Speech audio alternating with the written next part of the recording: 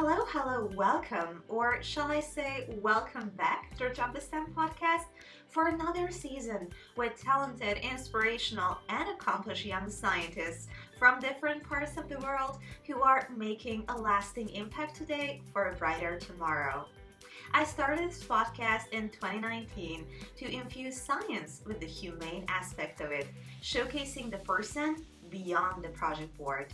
You can always discover more on www.dropthestem.com. And if you like what you hear or now see on YouTube, feel free to show your love and support. And now let's get right into the episode and discover who's gonna be dropping the STEM today. Hello, welcome to our Drop the STEM podcast. I cannot tell you how good it feels to say that because we're having an accomplished, inventive, and inspiring scientist on here today as well who wants to take matters into her own hands, especially when it comes to water rights and conservation, being an internationally recognized environmental advocate and co-founder with her brother of ClearWater Innovation. It's highly important because, as we know, it takes a lot of blue to stay green. We're going to discover through Emily Tianshi's invention how Torrey Pine Needles can contribute to helping drought-stricken but foggy areas, which was in fact featured in a National Geographic World Water Day documentary series titled Join the Millions. Emily is also a multi-award winning inventor, including the National Stockholm Junior Water Prize, ISEF, Broadcom MASTERS, and so much more. Whether it might be about creating YouTube videos, hosting free STEM events, standing up for matters close to her heart, she is on the go for making an impact. So hello, Emily. Welcome to the podcast. I'm just delighted to have you on. Hi, thank you so much for having me. I'm super excited. Yay! As you might know, our childhood and us growing up has shaped and played into who we are today, just as others sometimes use the technique of OVO like from the beginning. And we're gonna start with that on the podcast. And I'm curious, what spurred you to investigate the wonders of our world? Yeah, I would say that my interest in science began all the way back in elementary school. It was a kind of combination of, I'd say, frustration and curiosity. So, my dad broke his leg, and he had this really awful, chunky blue cast on his leg for a couple months, and it was really awful for him. He couldn't drive, it was really hard for him to shower, couldn't, walk around, play soccer, blah, blah, blah. And I was really obsessed with this cast. I was kind of upset at it. So I decided to try to explore my own cast. And I had 58 Barbie dolls, so I would just make casts on the Barbie dolls and do a lot of research online about how casts are made. And that kind of got me into whole like first aid kind of interest. So I got so many like band-aids for Christmas and learned all sorts of things on my own, and it was just really a cool experience to kind of go through that. And that's, I think, what started my interest in science, because soon after, some friends were like, okay, you should probably join robotics if you like building with your hands that much. So I started robotics right after that. Wow, that's so cool. I'm loving the story and how it brings back to your childhood. I think that most of us imagine playing with Barbie dolls, like changing dress ups or perhaps altering their hairstyles. I did that. I did the 1 centimeter short, but I've never heard someone making casts on Barbies. And I think what it speaks into is that you wanted to solve a problem, and what you had around yourself, you used it, you implemented it. And I think it's so creative and inventive and also inspiring to children who might not know where to start. They can practice making casts and Barbie dolls. Yeah, for sure. Yeah, my poor Barbie dolls. They all have quite a few casts on them. And you mentioned that you joined robotics after that, something that was very practical and hands-on. Could you elaborate on that and what you did in the robotics field? Yeah, sure. So right after I started Lego Robotics, first Lego League, so it's robots and Legos, and it also has kind of like a science fair project component of it, and also teamwork and leadership called Core Values. So of course, what kid doesn't love to play with Legos? So got so excited to spend hours and hours every week playing with Legos and building robots and learned some basic programming. But my favorite part was definitely learning how to collaborate within a team and being able to inspire others with positive leadership. And soon after that, I joined First Tech Challenge, which is robotics, but with more intense stuff, I guess, with actual metal and wood and etc. and chop saws and grinders. And yeah, I recently graduated from my team a couple months ago. So kind of bittersweet, but I love doing robotics. Wow, congratulations. And it had really a long time span, as you elaborated on that. You are now going into university, but how sweet is that you could spend your time in the robotics team as well? You said it was not just purely about the practical skills, but also the interpersonal skills. What was some of the biggest takeaways from working with people and, being on that roller coaster, because we're all humans and we try to make it work, but it sometimes can be hard. Yeah. I think one of my greatest takeaways was learning how to always put on a happy face and always seeing the positive in things. Because competitions can get really stressful.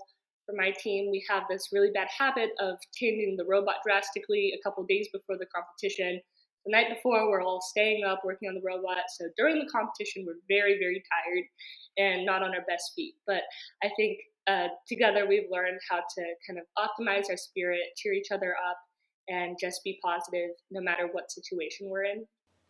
That's amazing. And these are skills that are universal, meaning you can use the learned lessons in any kind of situation. So those are definitely beneficial. And doing some all-nighters with your robotics team members definitely makes some good memories.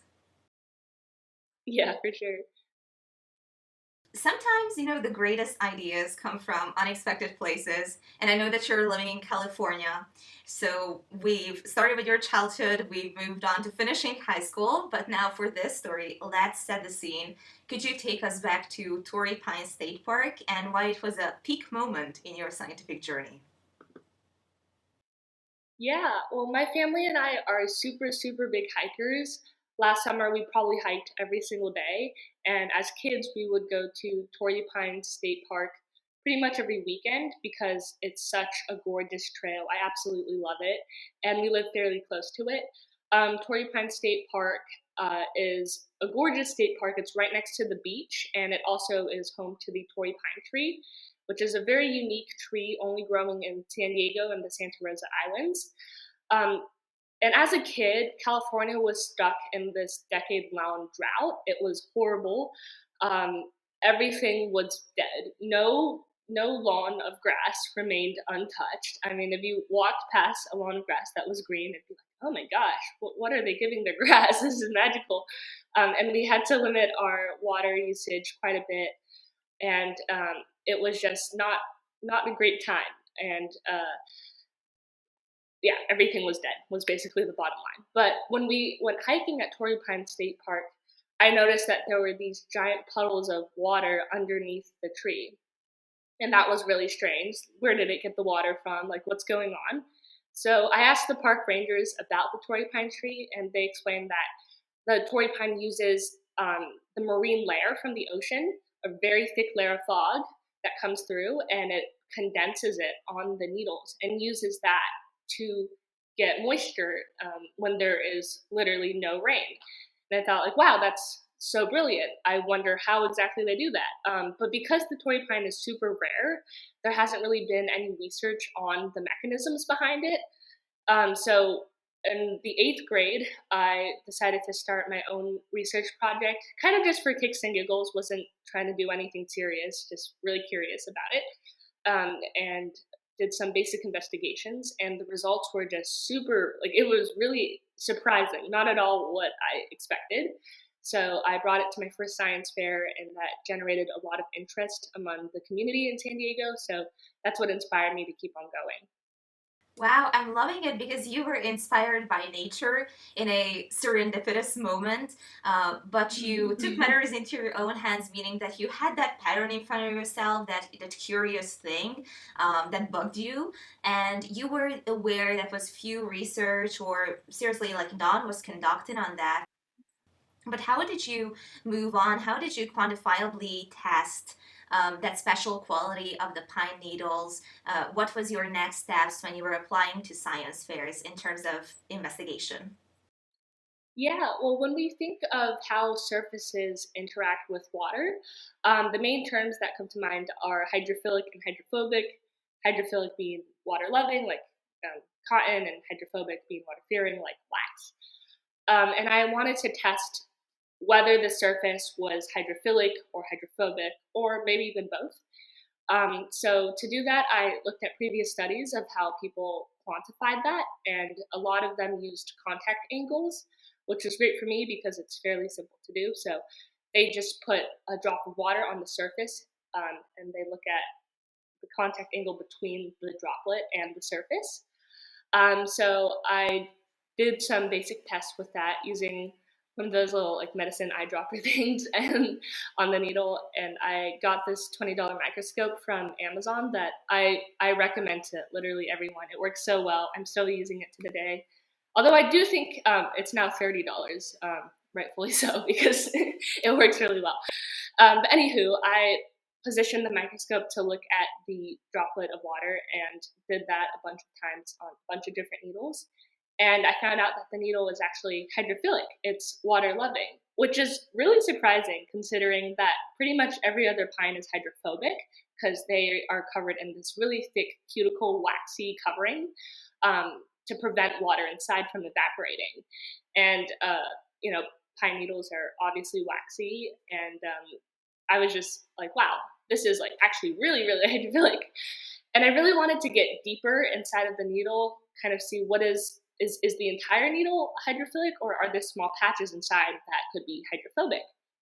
So I needed a smaller eyedropper, which does not exist. So I was stuck for a little bit, but I didn't have the money to get like a really, really tiny micropipette, and I just wasn't sure what to do. But I had a spray bottle for the hair or something like that. Maybe I was doing my brother's hair. And I realized that the droplets that come out of the spray bottle, some of them can be really, really tiny. So I decided to use a spray bottle, and that got me what I needed, which were really tiny, like micron level droplets on the surface. And I was able to observe the whole process through my microscope, and I discovered that there's actually a cool micropattern within the needle. It's not completely hydrophilic, but there are alternating rows of hydrophilic and hydrophobic, which is very unique, and I was very excited. That's incredible.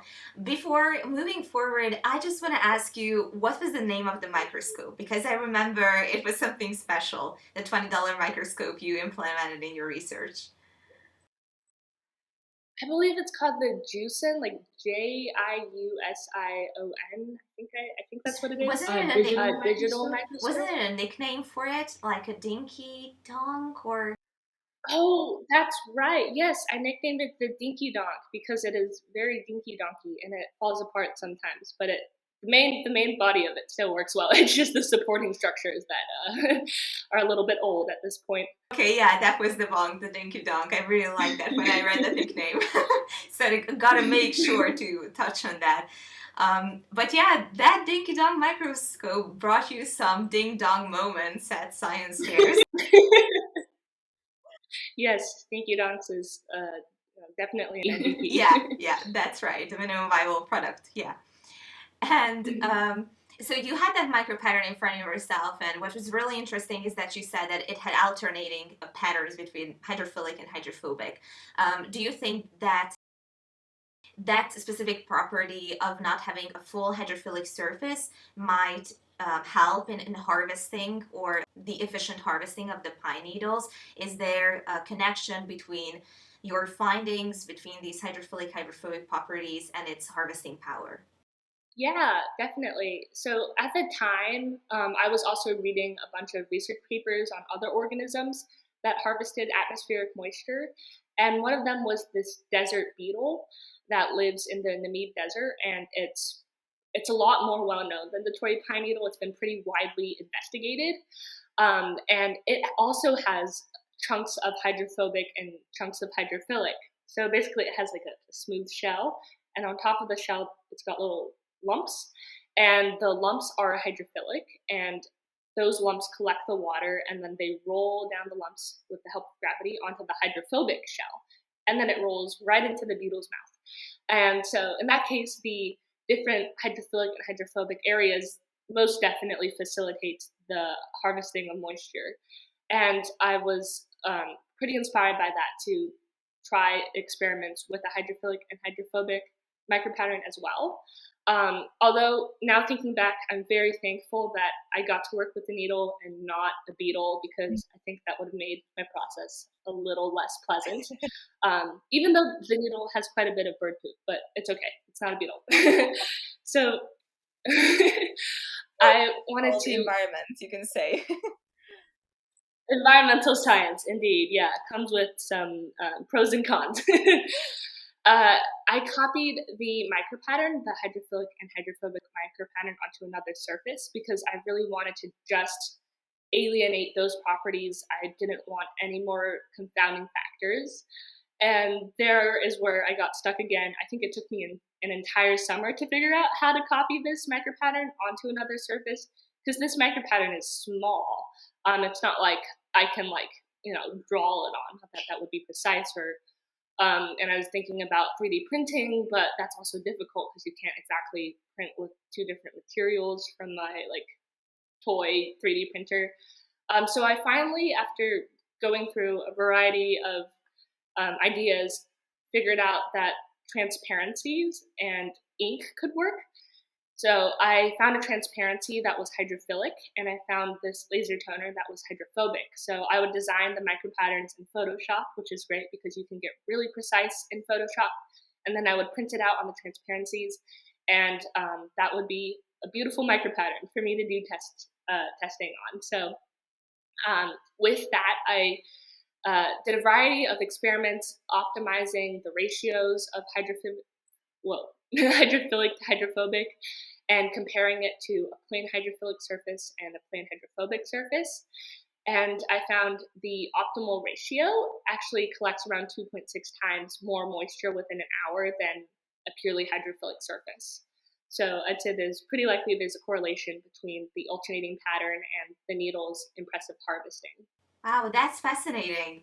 And what you just expanded on is truly the hallmark of biomimicry. When you're inspired by nature and you are not extracting something from nature for a selfish gain, but it's like a fundamental shift in your attitude. Like, you don't want to manipulate it, you don't want to dominate it, but you learn from it. And what is so great that you've expanded on the beetle is that nature is interconnected, so you can take one idea and you see the link between another. And yeah, it's just fascinating to hear you expand about that. And what I really like is that you explain these complex concepts which you've been thinking about even for a summer to solve that problem in a very digestible manner, which is great.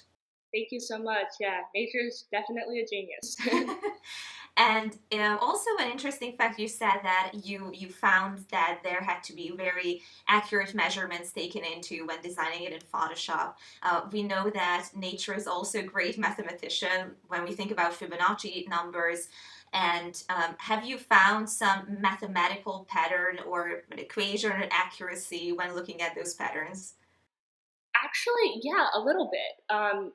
I did a series of experiments afterwards with the critical roll-off angle of the needle. So basically, if you take a droplet, where do you have to tilt the surface in order for the droplet to roll off? And I optimized that in relation to kind of how wide each of the hydrophobic passages were in between the hydrophilic. And that matched up to an equation that was really complicated, and I don't quite remember it because this was 2 years ago, but it was really cool and it did work out. You still gotta name it though. Ooh, yes. Oh man. I come up with a funky name, yeah. Patent the equation as well, because now you're in the patenting process. And I'm interested to ask from you, like, what is your hope for the development of your biomimicking device, and how do you plan to develop it in the upcoming years?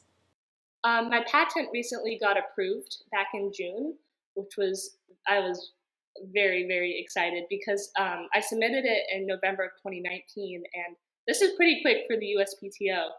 And so I patented the micropattern as well as some version of a moisture harvesting device. And I would definitely love to continue um, my project, the very like hardcore engineering part of it, developing an actual device or maybe applying the material on like tent surfaces or clothing or etc. Um, and I'm going to college, and hopefully I can find a mentor there who can help me out and get some resources there. And after that, I would love to figure out how to get funding to donate my project to areas that need water. Go trees. I think it's just really is a great choice for you to go into Stanford because of the Torrey Pine trees. But above that, I've heard from college students that Stanford is truly an amazing place, not to only the science background of it, but also the business. So there's a horizontal correlation between the two, realizing your invention, and I think you will find help in no time, especially since you've got a patent. So heartfelt congratulations on that. Thank you, thank you. And I know that you've kind of touched on that, how important it is to conserve water.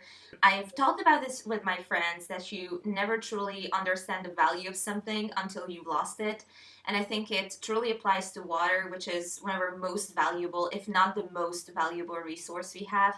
And clearly, you are passionate about fighting for water rights. What are some of the biggest concerns the world is facing right now, in your opinion, and and I'm interested how you want to help those problems in ClearWater Innovation. Yeah, I would definitely agree with that sentiment. I was complaining about California's drought not too long ago, but in reality, it wasn't that bad because I know for a fact that every time I turn the faucet, there is clean water that's going to come out. And I'm really grateful for that because so many areas in the world don't have that. Um, 1 in 9 people don't have access to clean water, and women and children have to spend hundreds of millions of hours combined every day searching for water, and that's their life. They go around and cart water, which is really sad because that takes them away from education and development and etc. And by 2025, I think it's like 1 in 3 people will be living in areas with water scarcity, and that's honestly so terrifying. And the fact that it's just getting worse. It's not getting better at this point. I think the biggest problem boils down to basically what you mentioned earlier.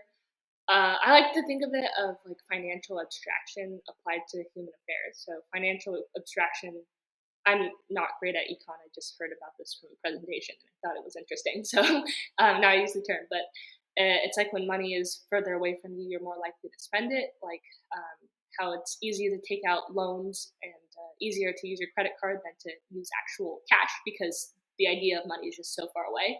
Same thing with water and natural resources.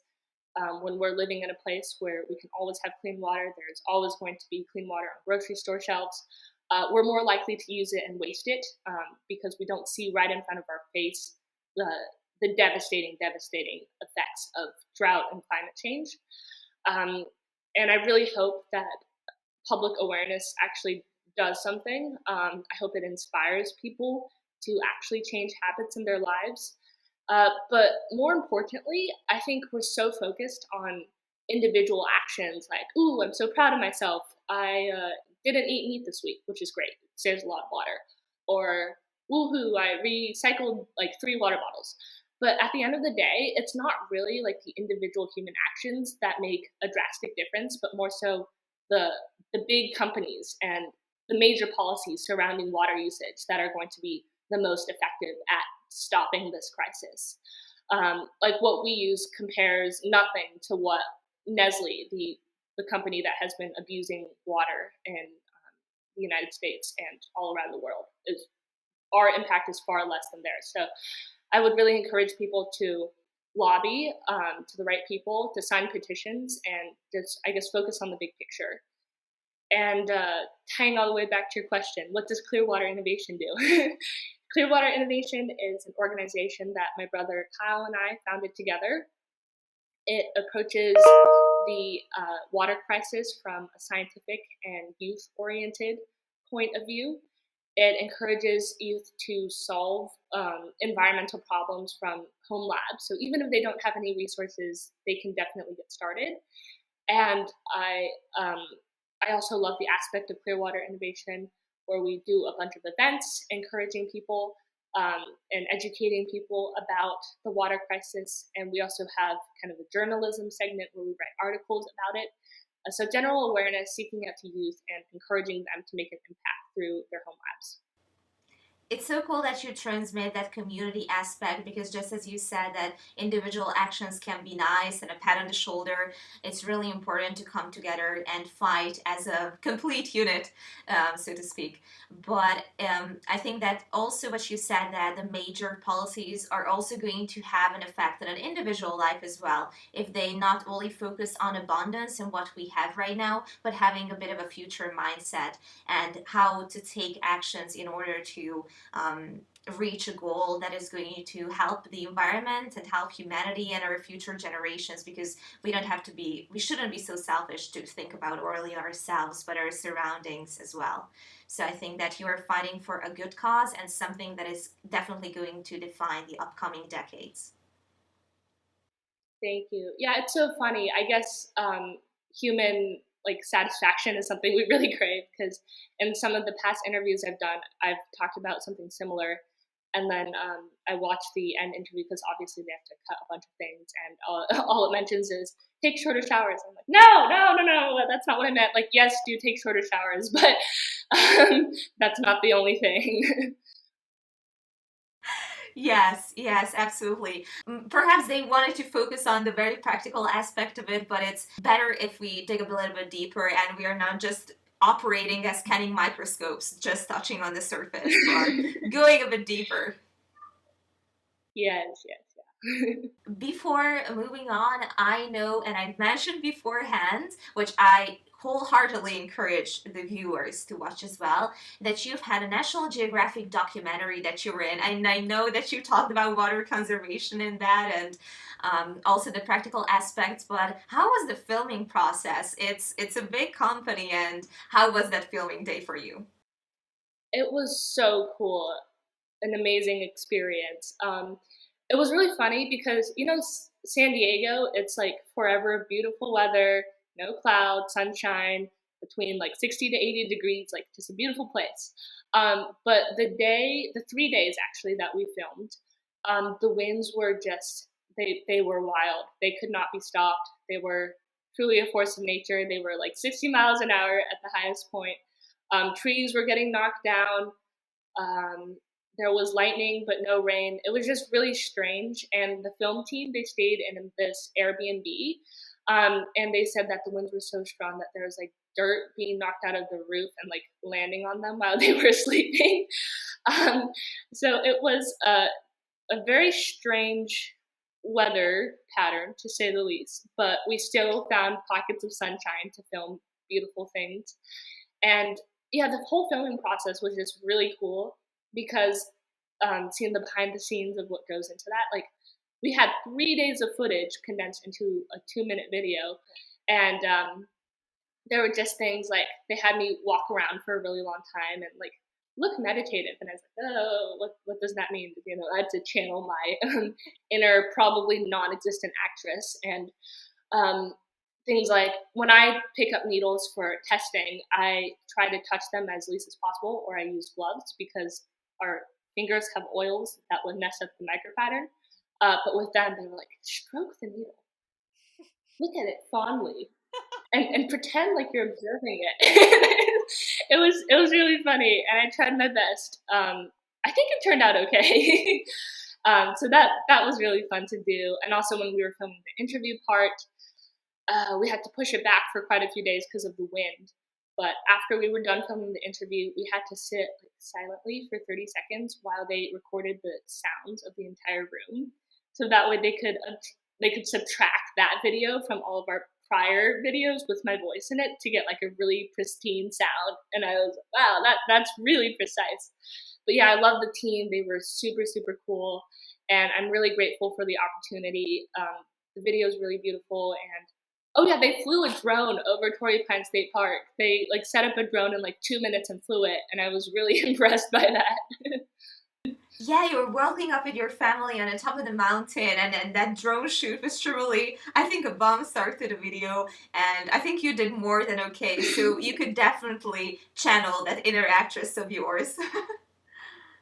Thank you. Maybe I should change my career or something. Well, you can always add a job, you know. It's, how did they say that? Diversifying your income? Oh, that's a good one. Yeah, Scarlett Johansson, watch out. National Geographic star coming your way. I think that's truly great because you could also spread awareness in that video, and how great that you were, you know, outside of your comfort zone, and also having a bit of, light on STEM and people getting closer to the innovations that you're developing. So definitely a very good job done in that.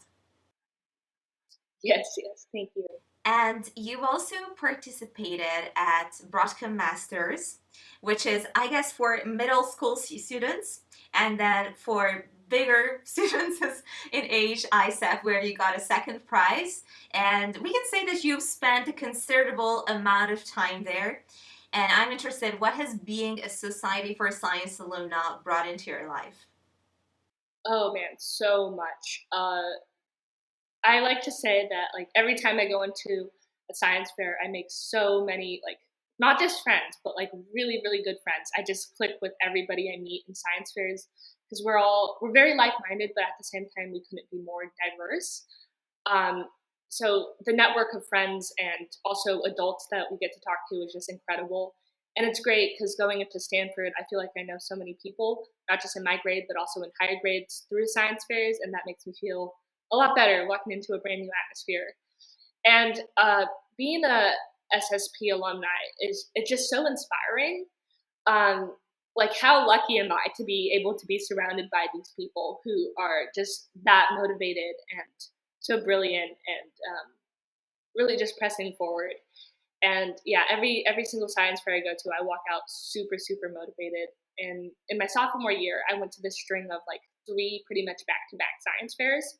It was the California State Science Fair, and then where I qualified for ISEF. And right before both of those, I went to the National Junior Science and Humanities Symposium.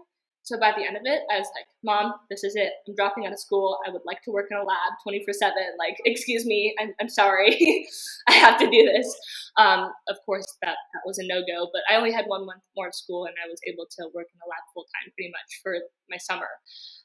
So it's truly, yeah, just the most amazing, amazing community. And everyone's so humble too. Like you talk to them and they're just like a normal person and they would never ever flaunt their accomplishments in your face. All they care about is their work. And that's just so great. Yes. You know, what a plague flex is that, dropping out of school and then going straight into research. Like an early Zuckerberg move, but yeah. But yeah, I really like that. Also about the community aspect and the fact that you said that they are not going to be very balloon-headed and just so full of themselves. I know that I can attest to the fact that the interviews I've done, one of the greatest accomplished scientists out there are one of the most humbled ones. And I think it's because you guys, and I'm also doing research, so I can attest to that. We know the hurdles and the difficulties that comes with research, and that makes you humble because you know that you don't have it all figured out on your own. You need other people, and you need time to reset, and you have to be gracious to yourself, and that softens your heart and your whole approach how you view the world and others. Yeah, ditto that. So true. And I guess you have a special bond with your brother because I know he's a published and a rising author, but he's also in the STEM fields. Was he inspired by you, by your endeavors in science? I think so. He says he's inspired by me whenever he gets asked that questions in interviews, and that always makes my heart melt a little bit. Yeah, we're very close. We love to help each other out, and I I hope seeing me doing research incited him to do the same. So yeah, he gets right now because we're both working on research. He gets the garage lab, and I get my bedroom lab, and we have to share microscopes. And it's yeah, we grammar check each other abstracts, and I'm really grateful to have Kyle. And I'm sad that I'm gonna have to leave him in a month. Oh, yeah, Yeah, it's gonna be a hard goodbye for the both of you. yeah, But you've given each other so much, and I think that it's so inspiring seeing such a special bond that translates into working together. And working together, especially if you're a family member, can be a bit of a more difficult situation because when you work with someone else, you know, you go into the office, you spend an amount of time with them, and you go home, you leave the situation.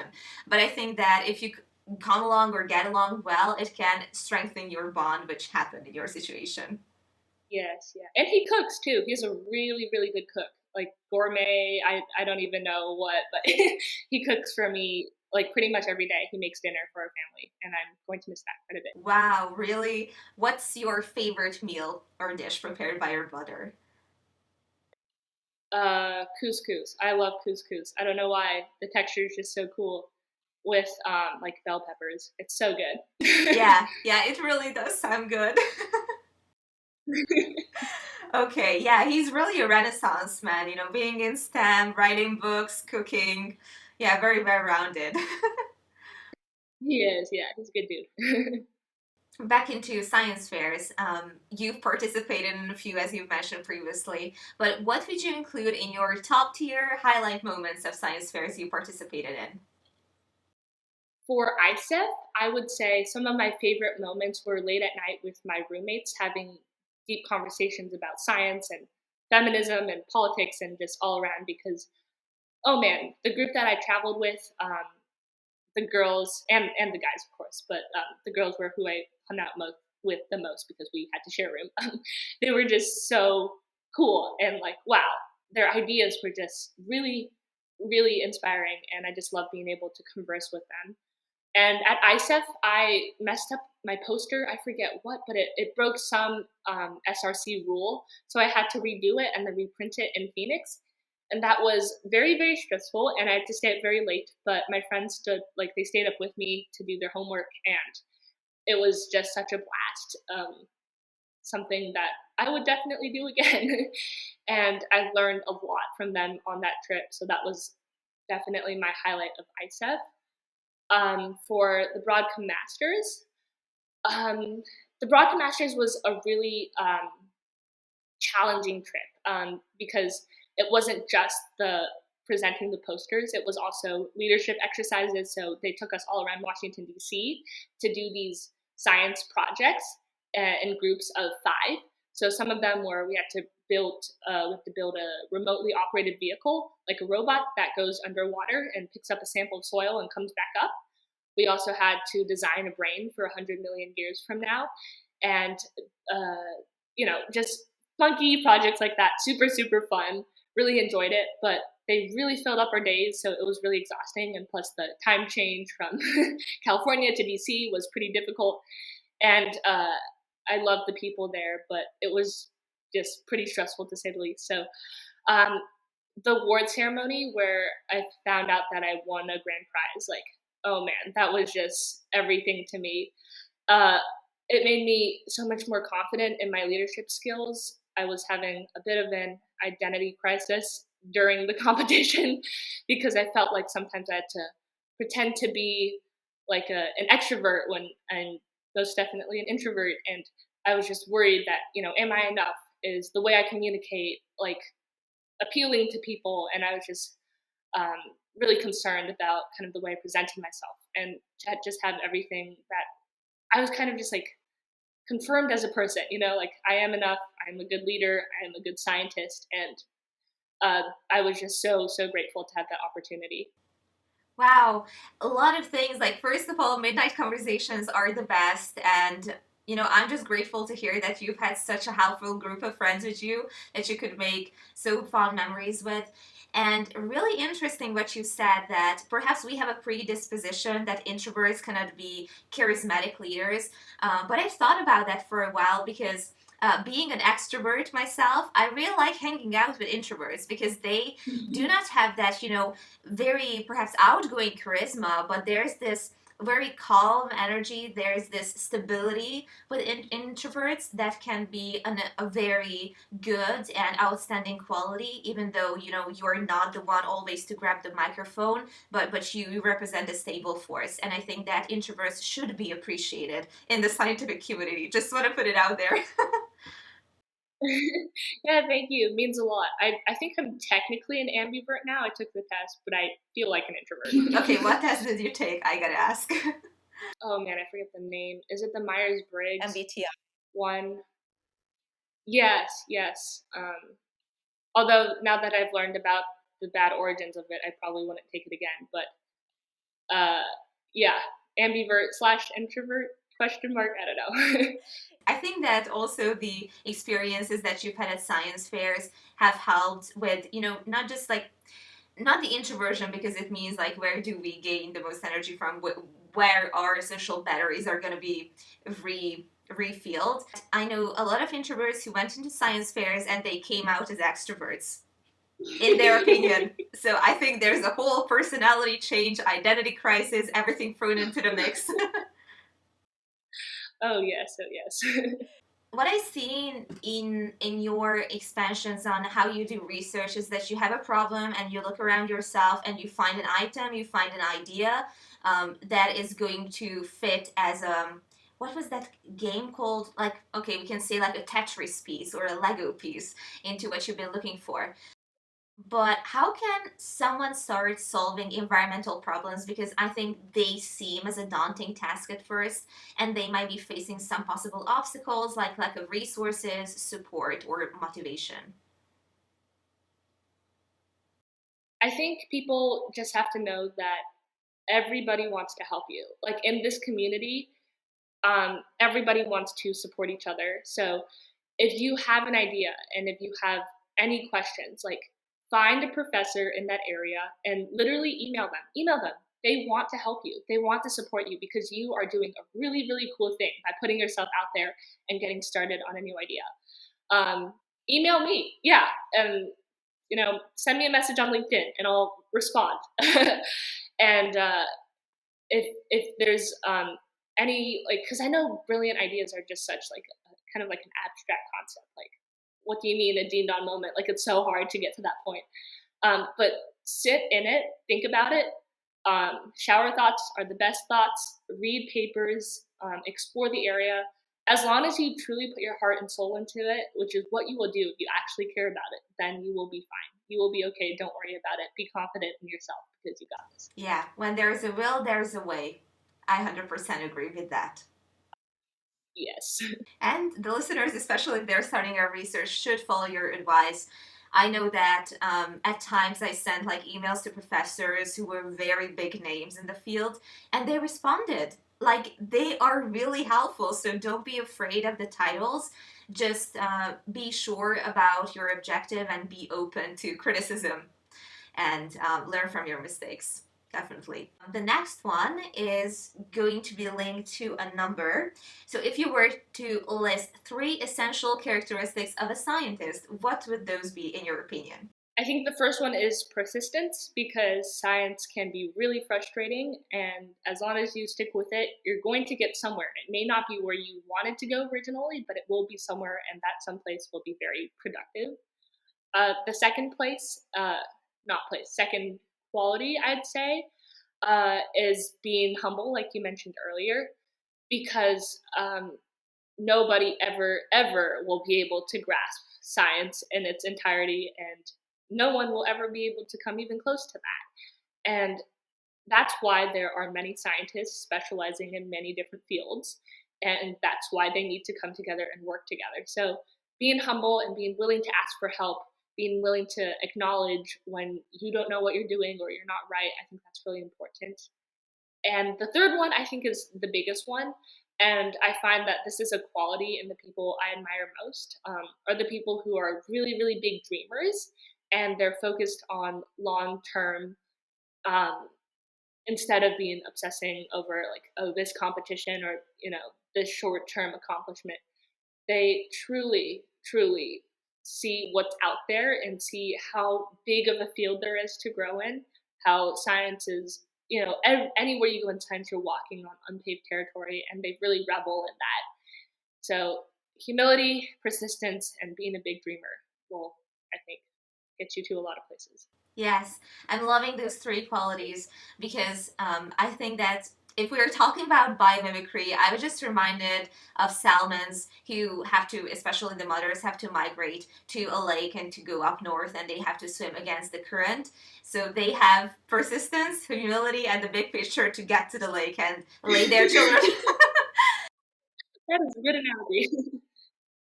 The next one, the if question department, I've kept that segment because we like to think about the if questions and the possibilities associated with them. So the first one is that if you were a star of legal legislation, what would you change about our society and why? That is a really great question.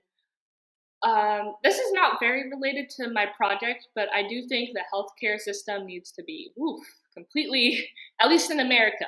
America's healthcare and drug discovery process it's not it. So I guess to focus on drug discovery, it's such a risky business. I mean, if you're really looking for a needle in a haystack there, and if you start a drug company, chances are you are going to go bankrupt and you won't find anything useful and you won't pass through the FDA process because it's so expensive to do that. And I do wish that process were changed. I wish more funding were allocated for that because new drugs are so important. We don't want people with orphan diseases to have to use every single penny in their bank in order to get treatment for their diseases. That's just really cruel and not fair. So I do wish the drug discovery whole system were renovated. So of course drugs still must be safe, but at least make it more tangible for people to go after drugs. Healthcare, that's also a beast. Don't want to go into too much detail here, but healthcare is so expensive.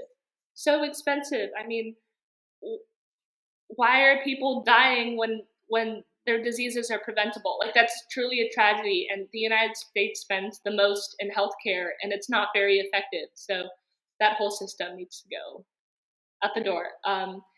But in a more general sense, if I could do anything with legal legislation, I would say I would establish a website that's similar to Reddit so that people can post their new policy ideas. Because it's so difficult for people, like average citizens, if they have a great idea for a new policy, it's so hard for them to get it from their brains to like the governor's brains. And lobbying is expensive. It takes a lot of effort. And gee whiz, I wonder why rich people have ideas that are more suited for theirs. So I think a website that's nonpartisan and allows everyone to submit policy ideas, and then you can upvote which policies you agree with, so that policymakers have to look at them and it's right in their face what the people want. I think that would be really great. Yes, well, you've touched on various aspects that I think are hot and trending right now, not in the greatest sense, but I think that that platform could be very innovative because, as you said, that getting your idea up there can be really frustrating because it just defies or has to defy the law of gravity. Because what usually happens is we get it from up and down, from north to south, and things can go south in the process meanwhile, but yeah, that would be great because then I think that people are open to collaboration, but we don't really have those platforms or just a healthy debate. What I see right now that there are very polarizing opinions, and it's hard for people to subtract perhaps their emotions from their logical reasonings. And perhaps in a written form, it might be more polite in a way. I don't know. So Yeah. thinking about your next invention right there, being a policymaker. Mhm. And then the next one is that if you could have dinner with anyone living today or in the past, who could you invite and why? And also disclaimer here, I know for many students that you received this exact question from your college submission papers. And I'm sorry, but I received such interesting answers that I think that those college admission offices know something. I don't think I actually did a college essay on this, but I was asked this by another scholarship group, Davidson, but I didn't have to elaborate. So yeah, good question. John Adams. I know it's a really strange question, but in history class in 11th grade, we read a ton of John Adams' original journal entries. And I discovered that this dude is so funny. Like, most people won't think of John Adams and be like, oh my gosh, what a comedian. But we have such similar senses of humor, and I don't know. I think we would have been great friends if we were the same age. But on a more serious note, I would love to discourse with a founding father who was he was really set in his path. He was quite a stubborn guy, and he knew what he wanted to do. But more importantly, he like held his morals, and I respect that so much. And I care a lot about politics. I'm working for the mayor this summer as an intern, Mayor of San Diego. So I'm learning a lot about our government and a lot about what's wrong with our government. So being able to go back over it with the founding father would be, I think, a very productive session.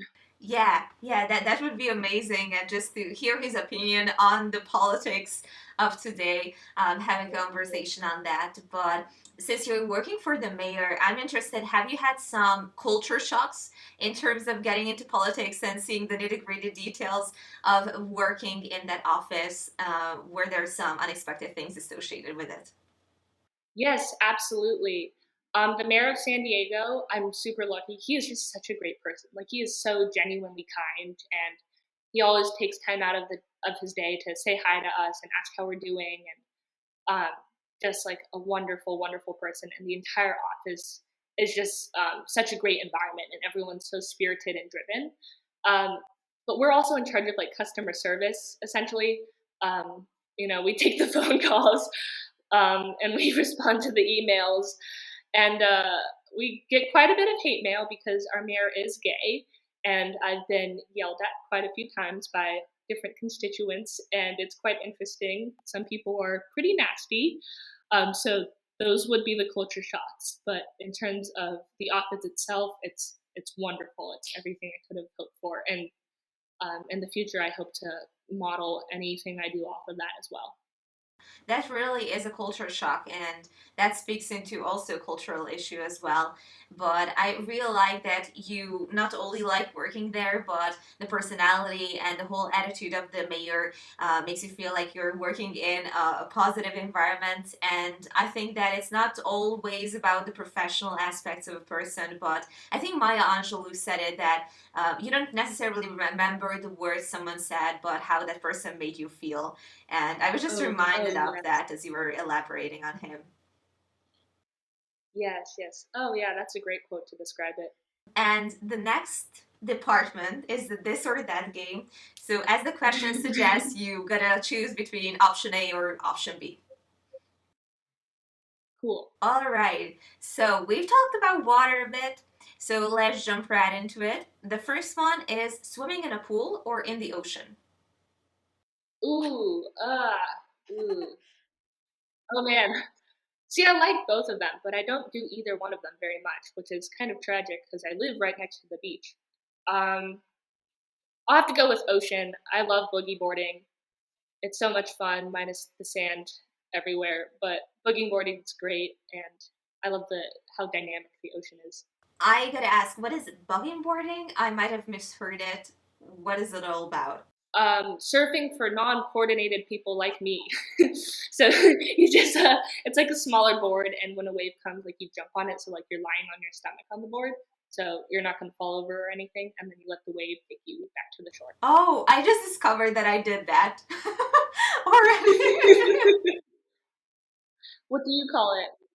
I don't know. I have no idea. I was a child and we were on vacation, and I had that board and paddle board with dolphins on it because I was obsessed with dolphins and become a mermaid. And I just remember going on the waves and having the time of my life. Oh, that's so cool. Yeah, I think you'd make a great mermaid. And a great hobby. You know, it's a sport on its own now. Next one is TV shows or movies. Ooh, I'm gonna say movies because they're a little bit more accessible. Because they're shorter. I'm binging Gilmore Girls right now, and I really, really do love it. But I think movies, man, who am I thinking of right now? The book. Who wrote 1948, George 1984? Orwell. Um, there we go. I think Orwell was the guy who had a speech about how all art must have a political message and usage to it. And I, being a tragic utilitarian, somewhat agree with that. And I think the very essence of that makes movies more powerful because it's more likely for people to watch the whole thing and more likely to create an impact on people. Yes, yes, and I think we can see a rise in that. That there's a political or a cultural message in either of the shows that really speaks into the everyday happenings of our lives. I like Gilmore Girls, and I think the character dynamics are also very entertaining to see. I know that that's a big, big debate in the community, and since I know that you're watching Gilmore Girls, who do you think was the best option as a boyfriend for Rory? I gotta ask. Oh man, I'm not very far in, so I've only hit Dean and Jess, and I don't like either. And Tristan, obviously, not Tristan. Dean is kind of boring. He's very sweet, but he doesn't have his own ideas. And Jess, so far, he's still being a butthole. So I think Rory should be single for a little bit. But I heard it gets better and boys mature as they do. Who do you think? The spar is going into fireworks.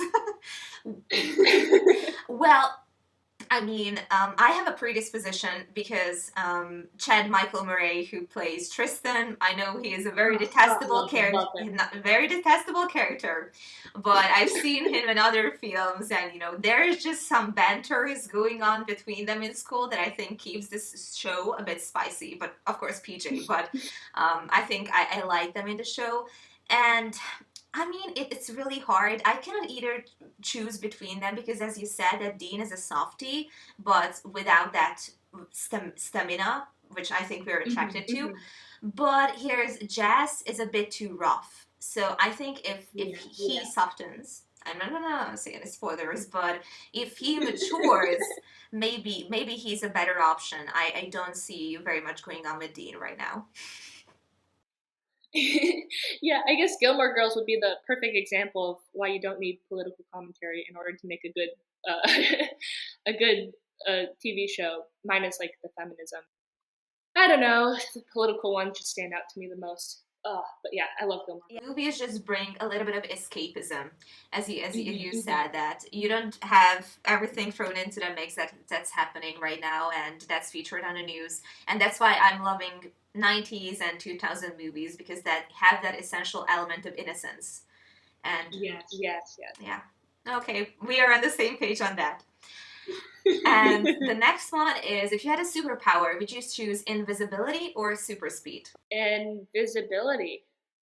Uh, I would be my own self-employed CIA agent. I don't know what I would find out, but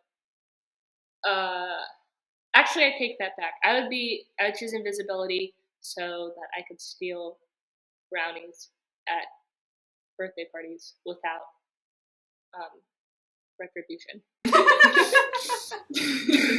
Okay, going into the practical level of it. Yes. Great. And the next one is will you choose milkshake or lemonade? Milkshake. Yeah, milkshake. I love ice cream. What flavor would you go for? Are cookie dough milkshakes a thing? Yeah. Or chocolate. I'm like a huge chocoholic. I'm I think I'm addicted to chocolate, so anything chocolate is good by my standards.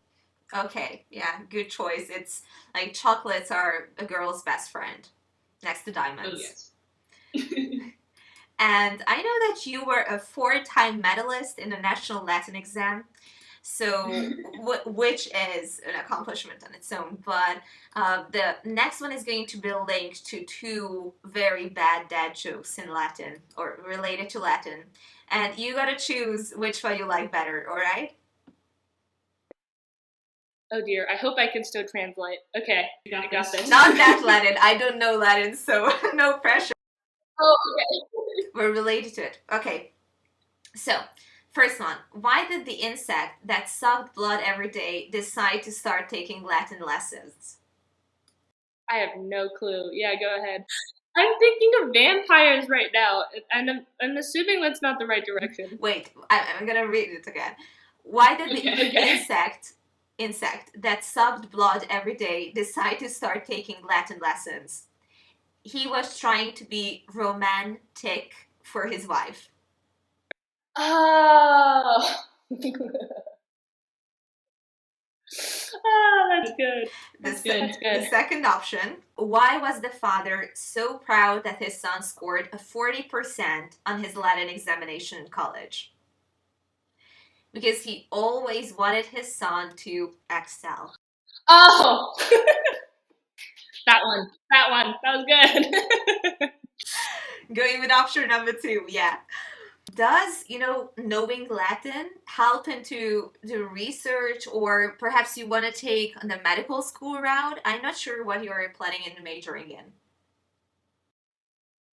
I would love to major in a combo of computer science and policy. Um, Hope to go into politics one day with a scientific background. And learning Latin has helped sometimes with reading research papers because a lot of things do have Latin roots. It has helped my grammar so much. Like after understanding a different language, like, oh man, my English grammar is quite a bit better. And I think one of my favorite parts of Latin that it's usually not mentioned is that when we translate original texts, like we translated the Aeneid, Book 2, and some other books of the Aeneid, and like Ovid's Metamorphoses and Catullus' poetry and whatever, it's just so beautiful. Like it's art, and I don't even know how to describe it. And a lot of those intricacies like can't be appreciated unless you're in the original language. So Latin brings me quite a bit of joy. I haven't actually done like a deep Latin class in 2 years, I think. No, a year and a half or so. So I don't know how much I remember of it, but I really enjoyed my time in Latin. Wow, that's really interesting. And as you said, that an ancient language, but I guess it's also more complex. I know when looking up some Hebrew words, that particular word can have such a deep meaning behind it. Is it the same with Latin that you can apply it in different situations, but it can be so varied and so rich in meaning? Yes, yes. And you look at like the history of the word and where it came from. It's like, oh, wait, that actually makes so much sense. And that's so cool. Yeah, it's like you're reliving history in a sense. And the closing question that just encapsulates all what we've been talking about is, what does science mean to you? Science to me, I think, is the ultimate selflessness because scientists work really hard every day for people they will never know, not just because they live in, halfway across the world, but also because we're working for future generations. These are people that we'll never get to meet because they're going to live 100 years from now. And yet we're still striving every day to improve the world so that they can have a better life than we do. Science also for me, like sometimes I have really big existential crises and I'm like, why do I do this again? Uh, I know the meaning of life and whatnot. That's a big question and it's different for every person. But, even when I'm really conflicted about like, what am I doing here? I'm just meat with electricity. Maybe this isn't even real. We're just kind of floating on a hunk of rock. Even when I'm in that hole, and I'm sure when a lot of scientists are, like we still get up every morning and we do our experiments because I don't know, I guess there's some intrinsic human goodness that wants to help other people. I think everyone has that, and that truly is everything to me. I mean, like even if there is no higher purpose or higher being, at least all of us here, like we want to help each other out, and that's like in our nature, and I think that's so beautiful. Yeah, I mean, at the end of the day, it's not the science itself, as as much as curiosity is important. It's not like, oh, I really enjoy pouring this mysterious liquid in a beaker and watching it explode. Like, it's not that motivates us, but the prospect of being able to make an impact on the world, that is what drives us. So yeah, science is beautiful. Really grateful to be a part of the community and can't wait to discover more. I've never heard it put in this way, but I think that it's such a brilliant concept. What you shared just right here is that you're working also for people who you don't know and you're probably not going to see in your life, but you just know the message that is going to be transmitted through your work or through what you've accomplished as a team. And that's really not just about the end goal, what you see on the table, whether you get your name on that scientific paper or not, but also the process and those little moments associated with it that sustain that fire in you. And I know that you are absolutely an incredibly inventor who is in biomimicry and does fascinating works, but you're also someone who sticks close and true to her morals. So I applaud you for walking that walk of authenticity, and I applaud you on that. And I wish you all the best in your future endeavors, and always have fun in those midnight conversations. Thank you so much. You too. You too. This was such a wonderful conversation. You're an amazing podcast host. Like, an amazing podcast host. Like, yeah, thank you so much for doing this. Thank you so much. Follow the pod on Instagram and Facebook as well. As always, thank you for taking a few moments of science with us, and stay tuned for the next episode.